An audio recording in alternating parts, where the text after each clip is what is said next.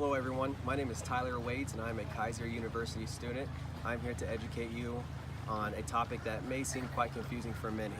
Have you ever caught yourself looking at a nutrition label and wonder what a calorie is, what it does, or how it is used?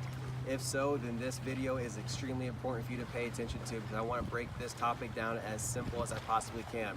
I want to make sure that you understand how a calorie is consumed, how they are expended, and what actually happens to those calories when they are not expended. So you might be asking yourself, what is a calorie? A calorie is a unit of measurement which measures the amount of energy in the food and beverages that we consume. We are all required to have calories in order to live and stay healthy. Everything we do, whether it's you're walking your dog in the park, you're doing the dishes, you're watching TV, all those activities rely on the energy or the calorie that is bonded inside of our foods.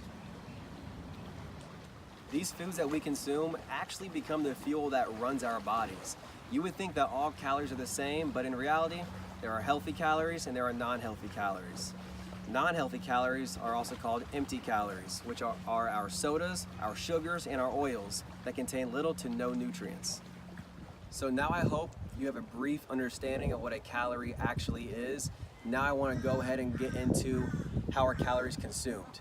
Calories in food provide essential energy, but if we consume too many, will we gain weight? The answer to your question is yes. The excess calories you consume that do not become expended will be stored as body fat.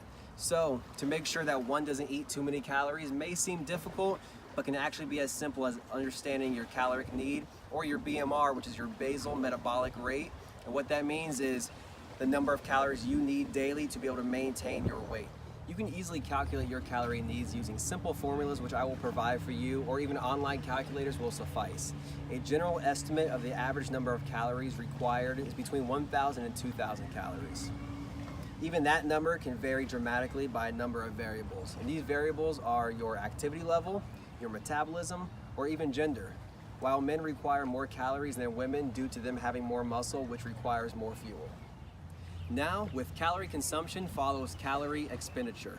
For an easy example on how burning or expending calories works is if you consume approximately 3,500 calories, you will gain 1 pound. So, creating a calorie deficit is what you would want to do if you want to lose 1 pound. For simple math terms, if you reduce your calorie intake by 500 calories per day for a 7-day week period, you will lose 1 pound each week. A 1 to 2 pound decrease in weight is considered a healthy and sustainable rate of weight loss. At the same time, it is very important to understand that cutting calories too drastically can cause health problems and actually put you at a health risk as well. There are countless ways when it comes to losing weight. While counting calories is just one and probably one of the most reliable, but on top of that, your portion control and your choices of highly packed nutrient foods will keep you out of being part of the statistic in American obesity. So, what does it mean to be truly overweight or obese, you might ask? Different calculations are determined by BMI, which is your body mass index, or a measure of body fat on your height and your weight. While there are no real definite answers as to why Americans have such a chronic weight problem, but there are some big areas for concern. And a few of these areas that stand out to me are the portion control and the sedentary lifestyle of doing nothing is becoming the new normal.